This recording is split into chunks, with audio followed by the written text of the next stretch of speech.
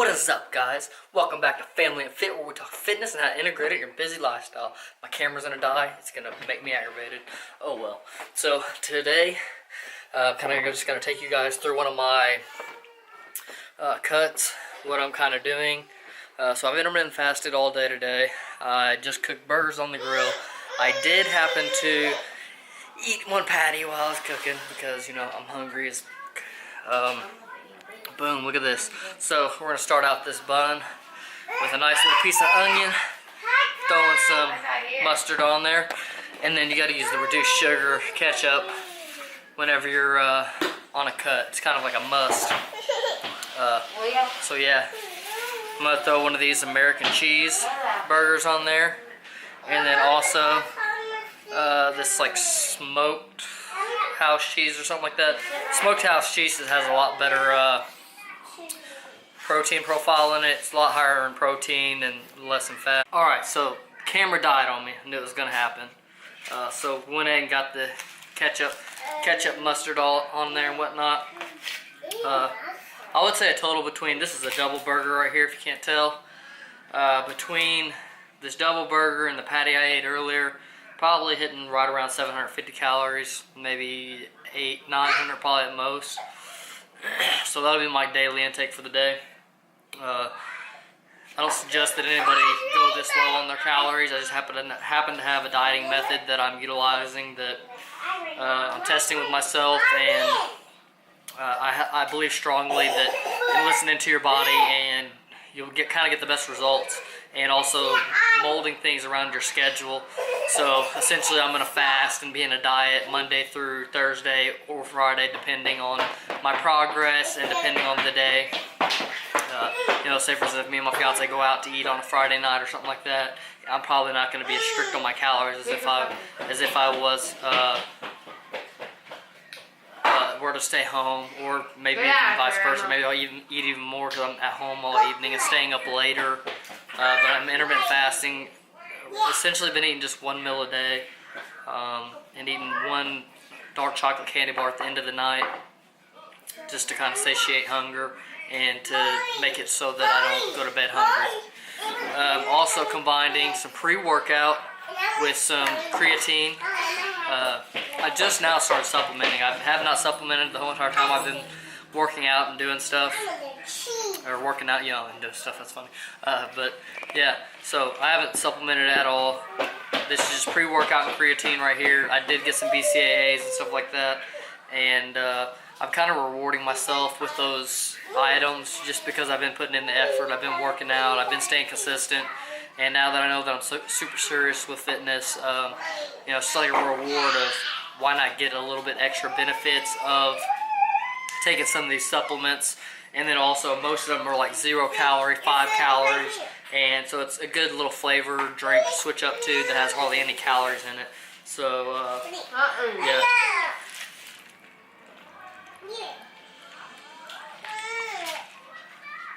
Also, drinking the pre-workout with dinner so that when I eat this meal here, it doesn't really make me super sluggish.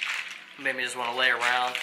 Because with intermittent fasting, whenever you take in your first meal of the day, a lot of times your energy levels will get super drained. Where like you're almost high, you can't even hold your eyes open or anything like that. So I'll make sure I consume at least probably half of this beverage before I am finished eating, just to make sure that the upper of the pre-workout is going to hit my bloodstream before the food starts to hit my bloodstream.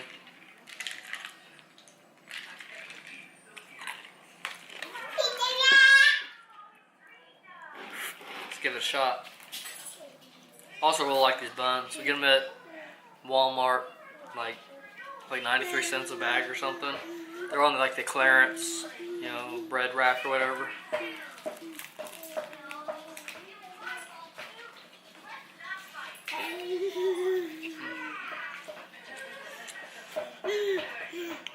Yep, pretty solid.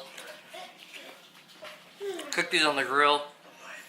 We haven't really cooked on the grill much yet this year, and something we kind of frequently do, so it's nice to change it up and be able to have grilled foods again. It was a nice warm day, or it was a cool day, but felt good in comparison to other days.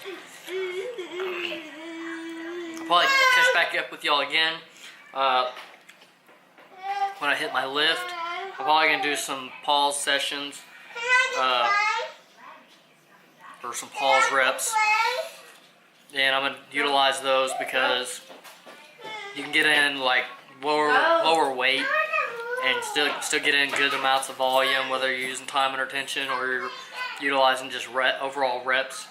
But you can obtain your volume without having to do a lot of weight, and a lot of times when you're in a cut, you lose some of your strength gains anyway. So by going into a lower rep range, you're ensuring that you're still able to get the volume you need to make muscular gains, and also keeping your protein levels really high in your meals will also help sustain the muscle that you do have, and maybe even potentially help you grow some more. So I'll catch you on the next scene. I just want to show y'all real quick. I didn't end up eating all of that. So, I mean, it's a pretty solid piece. It's about at least probably a quarter of a burger, almost another quarter right here. Just getting to the point where I'm really full. So one thing that happens whenever, like, if you'll select, say for instance, your intermittent fasting or just eating in general, if you eat a small amount before you eat your bigger meal, a lot of times that small amount will make you feel full before you actually even start eating, so that you don't end up eating as much. It's like the thing where back in the old days when parents used to be like, you'll spoil your meal if you eat this or that. It really is so true, because like that one hamburger patty is all I eat all day, and I wasn't even able to finish this double burger. It just goes to show you little tactics like that can really help out, and little tactics like that will help you lose weight and make it easy, make it a lot easier for yourself. Alright, now we'll catch you downstairs. Don't record me. My fiance wants to do the Netflix and chill. No. I just don't like to do that. I don't think about looking at me. You gotta mix it up. You gotta mix it up. So I get all that good white shit at the bottom. That's the good stuff. You don't let that white just sink to the bottom. That's all your money down there. All your money. That happens when you buy cheap supplements, but hey, cheap's better than none. Maybe. Unless it just don't work. Oh well.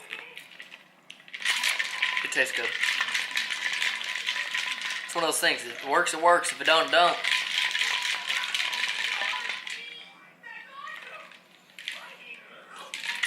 People drink Powerade and Red Bulls and this and that on daily, and they ain't gonna get you no gains.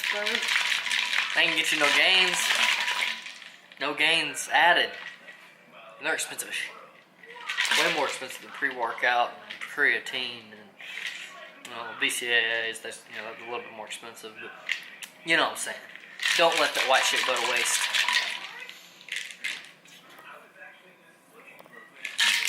Fucking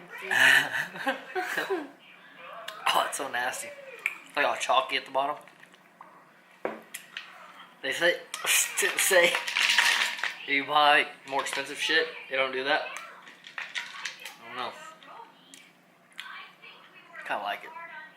Makes it feel like it's working. Oh, there's a placebo effect to me. Oh, gains. Oh, nope, no gains. Okay, I tried. What is up, guys? Okay, we're back here in the gym. My personal gym, that is. There's already weight on the bar. I came down here and there's weight on the bar. So, I'm going to go ahead and hit the weight that's on the bar. It's like no weight at all. 95 pounds, I believe. Yeah, 95 pounds. Let's go warm up set. I'll probably jump up to at least probably 150. And I'll do some pause reps of that. Generally, I can hit about 15 reps or so of 150. I generally have really good form on my bench press, and I take it pretty slowly. The only time I really sacrifice on form at all on bench press is whenever I am going for a PR. I'll definitely be a little bit more wobbly and kind of elbows flare and do different things, just because it is a PR, and you gotta do what you gotta do to break a PR. So be safe, be safe. So I'm gonna bang this out. Another thing that I like to do that you almost never see people to do is I'll do pulsated repetitions, and it's something that I really, really love to do. One, because you can find like a sweet spot where like you can target a certain muscle group. Like say for instance, if you want to target your chest, there's an area in which you can pulsate, and you'll get more of a chest target, and you can feel it just dominantly target that muscle group. So yeah, I'll give you all a demonstration real quick of what exactly what pulsated repetitions are. Like I said, you almost never see anybody do this anymore. It's like an older style of lifting that people did back in like the 80s and early 90s and whatnot, even 70s. Very beginning lifters. Now people are wanting to preach full range of motion, but I believe that this has such a big impact on variation, and a form of variation that nobody adds in and equates. It's about the equivalent of Paul's reps, but even more extreme, like 10 times more extreme. So yeah, let's go into it. And there's different forms of this pulsated repetition, and I like to do it very randomly. Almost like sometimes I'll do it very structured, where I'll come to the bottom. So Paul's rep, where you come to the bottom, and then you go right up to the top. Well, your pulsated repetitions, you might do something like come to the bottom, halfway up, halfway down, halfway up, halfway down, halfway up, halfway down, or halfway up, stop, up all the way, halfway down, up, halfway down, up, halfway down, up, all the way down, up, all the way down, up halfway, all the way up.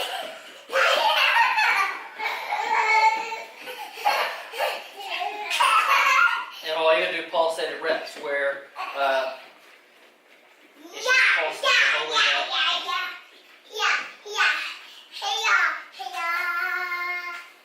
And you can probably see a sacrifice in form on this, just because the shock of the muscles. Like I really feel this targeting my chest, and so it's for anybody to say like this is not a useful method in any manner.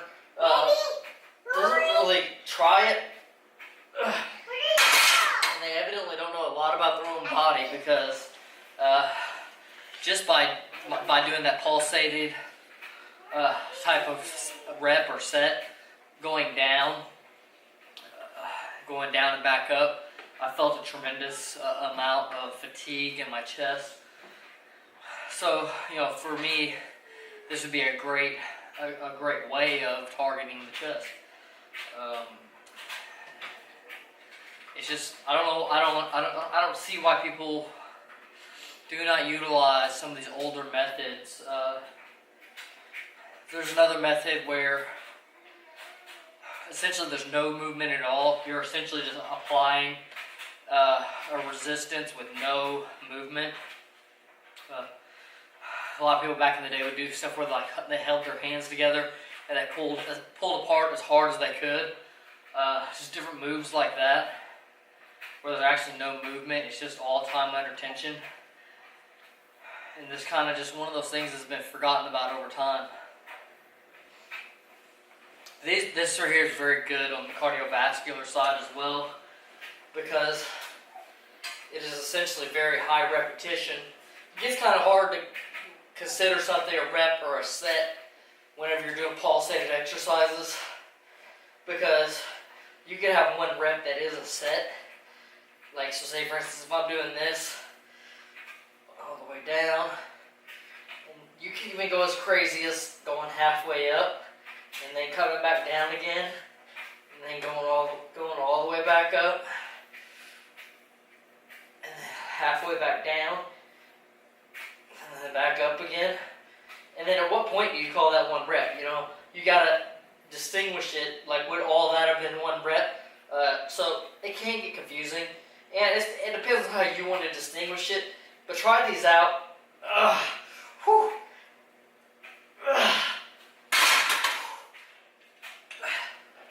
For as light of a weight that is, it's a tremendous effort to do a bunch of repetitions like it, because whenever you're taking a weight with momentum and trying to stop it, the actual force is way greater than what you're trying to lift. So, you know, coming down at the speed that I am with the pulsing,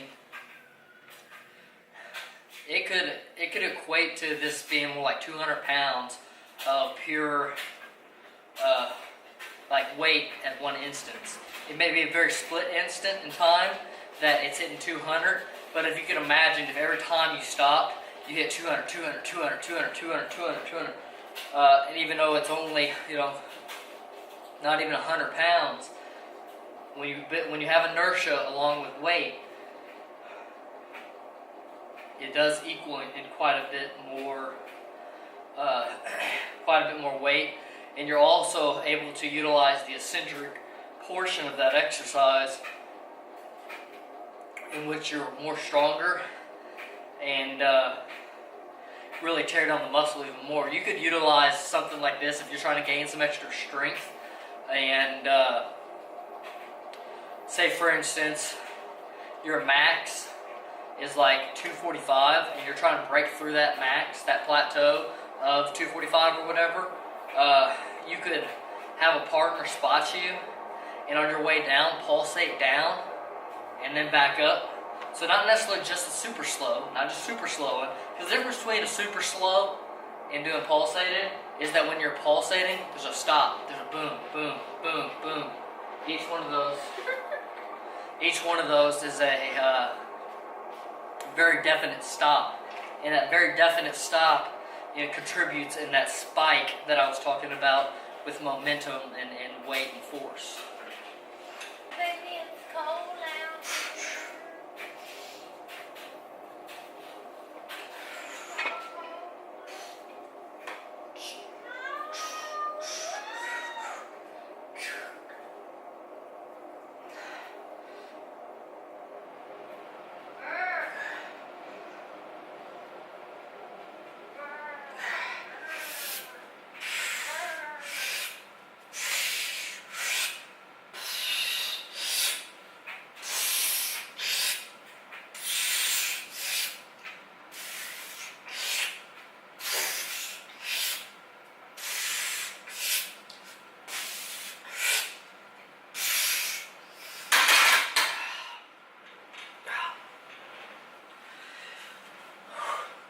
So, yeah, very good method, works great. I don't want to throw any names out there, but Alpha Destiny, he really promotes a lifting style like this for whenever it comes to building up your traps.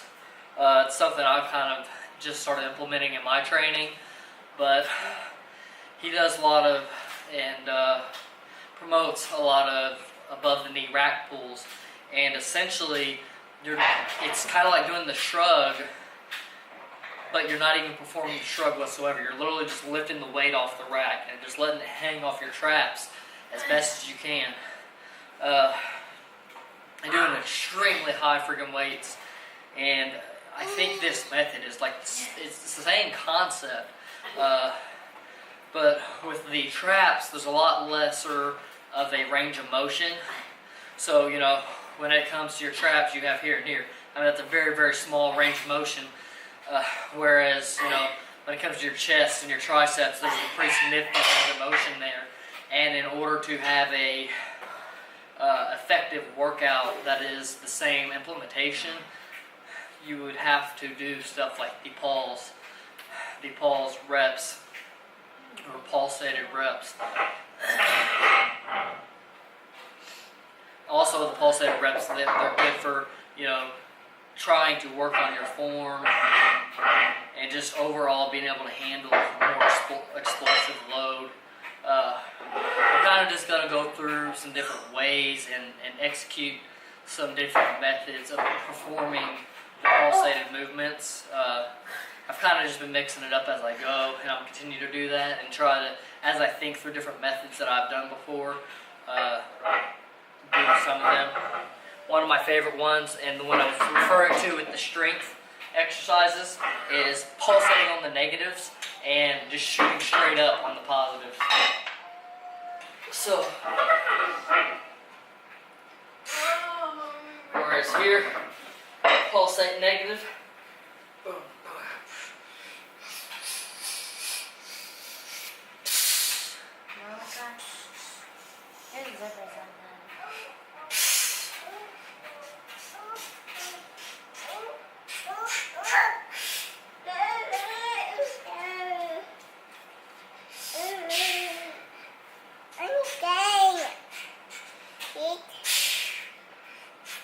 No, leave alone.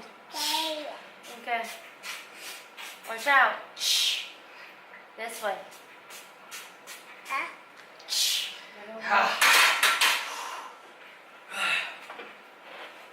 And so, with doing with that negative thing, this is actually too light of a weight to utilize it just on the negative side. I really noticed that I didn't feel a burn unless I was in the eccentric proportion of movement. So definitely too light of a load for me to only be doing the eccentric pre-portion. But on the eccentric side, and doing a lot of smaller up-down pulsations will be a lot more effective, primarily just because you're exploding upward, and taking that weight from no motion to motion is also a way more significant load than just 95 pounds. That's why a lot of people have trouble breaking out from the bottom. They'll hit their chest and they can't go up from there. I kind of have a bit of a difference. I'll get about midway, right past that breaking point, and that's where I kind of lock up. So pulsating is another way for me to kind of gain strength in that area, whereas I almost never really have a problem breaking out at the bottom.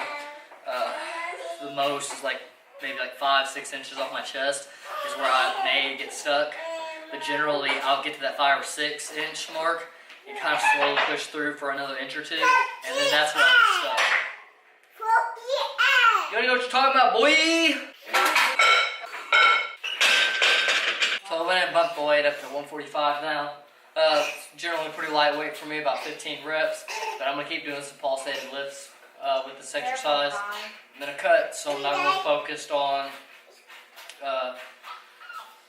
necessarily gaining strength, and more concerned with keeping the volume high and maybe still being able to break down the muscle enough to get some muscle gain in that manner.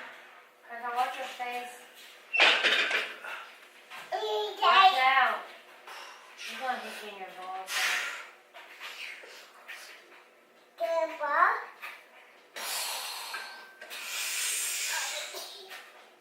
Be careful, Kai.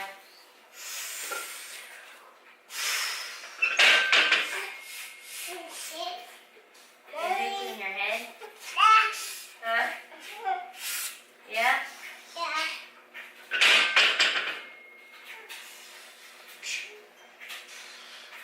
You're dangerous.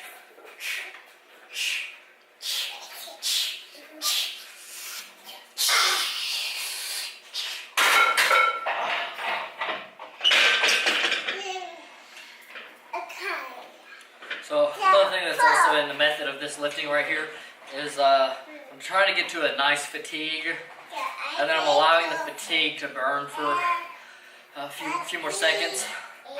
Literally elongated seconds, like 1 Mississippi, 2 Mississippi, 3 Mississippi, stuff like that, to ensure to get some of the burn, but kind of doing a count method as of that. That way you don't burn too much and you don't go to failure, and then at that point not being able to perform more lifts due to being so fatigued. you'll fatigue more while in a cut. So trying to stay away from that fatigued area through the middle and beginning of your workout is kind of important.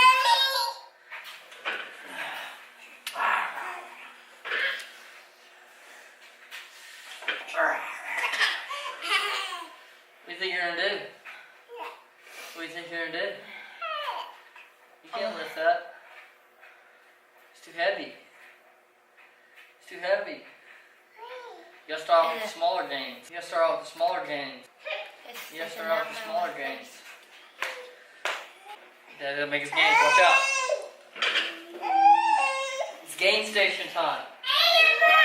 You gotta make the gains. Stay on the mat, Leah. 1, 2, 3, 8, 9, 8. Watch out! High! High God! Go on the mat.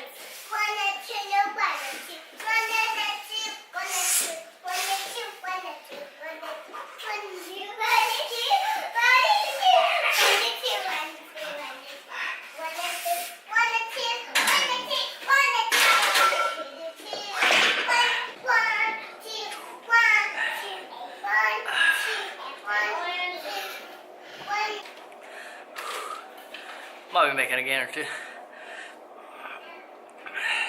Oh, your muscles are big. Are So they? big. Are they? Yeah. Oh my goodness, no way. Yeah, see? Oh my goodness. Do it again to make your other one. Okay. Whoop. Okay, go ahead. Oh. Is that yours? Nope, not ticklish. Ugh.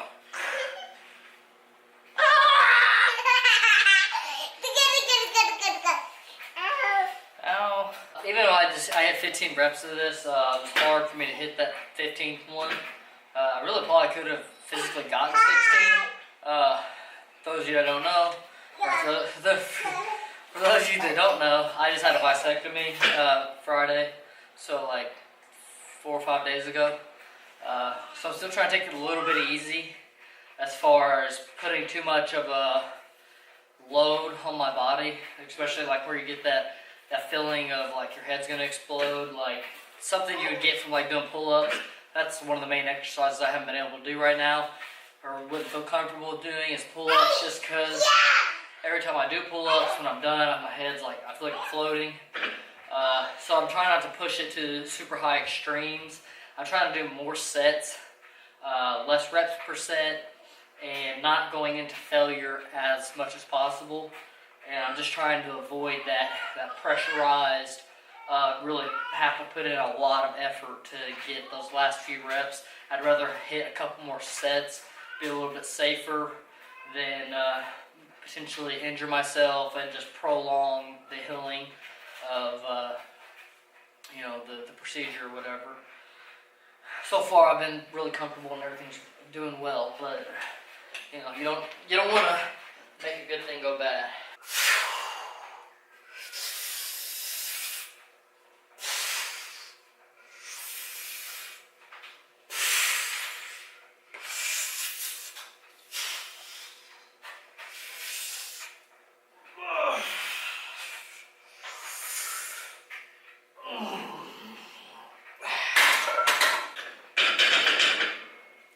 So yeah, his 6 reps there. I don't really like not going that hard, because I feel like it's a lot harder to make up staying away from failure in sets. I think it's definitely doable, but I literally think 1 to 2 extra reps per set will tear your muscles down more than doing 5 extra sets. And that's also depending on how many sets you're originally doing and whatnot. Say for instance, if you're only doing like 3 or 5 sets, I definitely think that performing a few extra reps per set is more beneficial than trying to get it in a few more sets. I think a lot of people who do not go all the way to failure, that's more for people who are putting in higher amounts of volume throughout their workout, like people that hit 30 sets during a workout. Like say for instance, I don't know, this is probably like 5th or 6th set. I'm probably gonna hit at least 4 more. So I generally hit 10 plus sets. A lot of times at the gym I'm hitting 30 sets, and a lot of it's from the same movement. I might switch from like decline to incline to flat, dumbbell to bench, different stuff like that, but overall the same type of movement. Matter of fact, that's what I'll probably switch to here in a second, is I'll go ahead and bust out the dumbbells real quick, get some dumbbell sets in just for the variation. Since I'm not putting in a high workload, I want to add other things like variation, you know. Another thing that I've added in, since I'm not going as hard, I've added a little bit more volume. So now I'm doing back, chest, and I'm alternating days back and forth. But my workouts haven't been as much. Like I said, this is going to be like probably like a 10 set workout, which to me is like super easy. It's like nothing in comparison to what I normally lift. So I generally had 4-day window where I would hit like chest every 4 days, but then I'm banging out like 30 sets. I think that, you know, this way is working out better, because that's the whole thing with working out. You got to manipulate your schedule and manipulate your lifts to your schedule and to your diet, and all these things, they have to give and take from each other. And the more workout routines you know, the more diets you know, the more you're able to apply them to your current schedule. If you cannot manipulate your schedule, and just like most people in this world, you know, I don't have the luxury of being able to manipulate my schedule completely. You know, I can take off work when I want for the most part, but I can't take off work just to hit some lifts, because I didn't feel like working out the night before, you know. If you're an entrepreneur, you have that ability, but not too many people have that ability, and that's kind of one of the things we try to offer on this channel, is just being able to apply fitness to anybody's life. And yeah, sometimes it's things you got to work up to.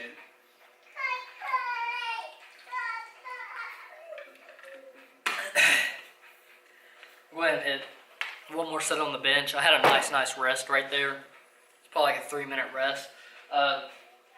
I do believe also that people, you know, they're too into that 30-second rest window, or minute rest window or whatever, to not take longer than that. And I think it's becoming more acceptable to take longer rest periods in the industry. I highly believe in it. That's the equivalent. Taking longer rests in between each set is the equivalent of taking more days in between workouts per body part. It's just another micro variation of your lifts, you know. It's all the micros that make up the macros. One more insight on this grip than I have on any of the other sets.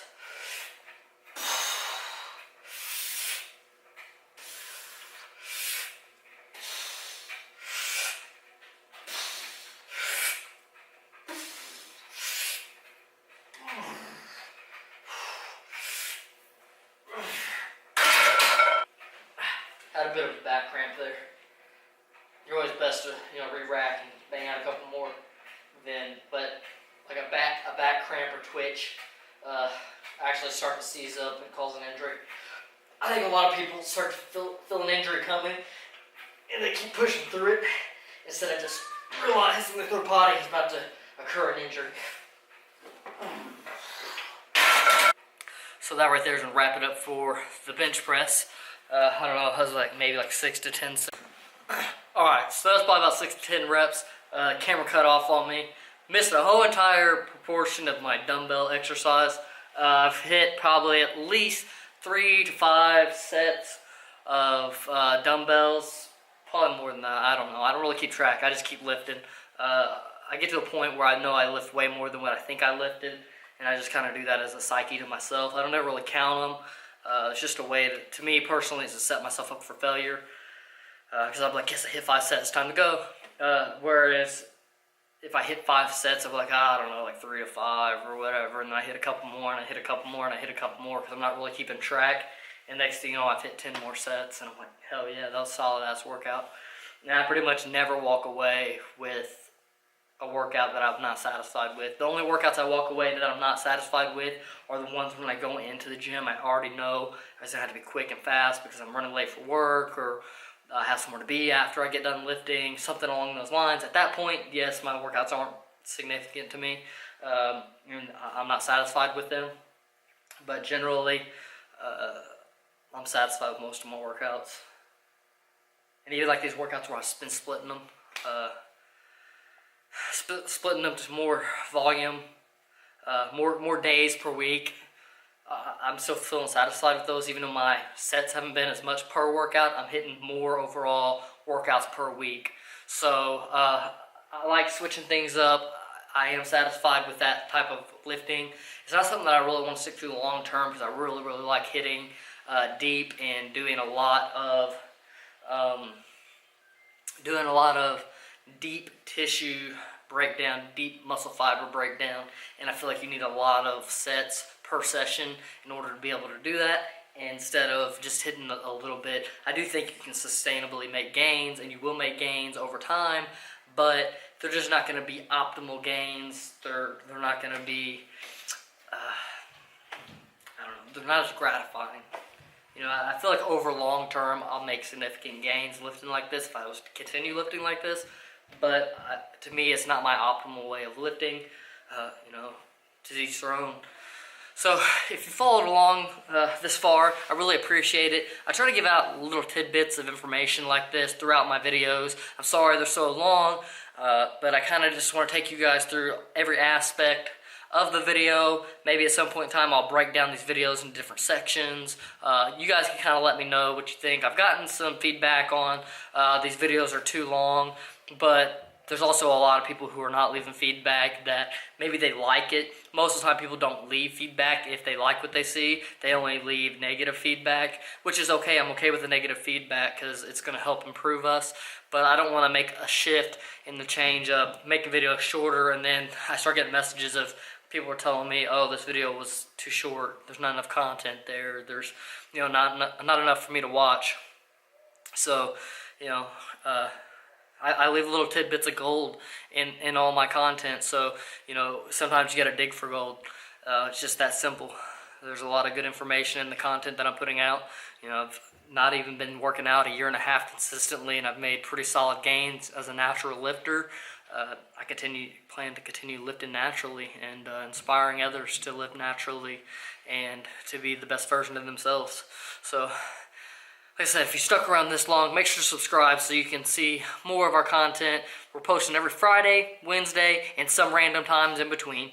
So, I'll catch y'all on the next one. Peace.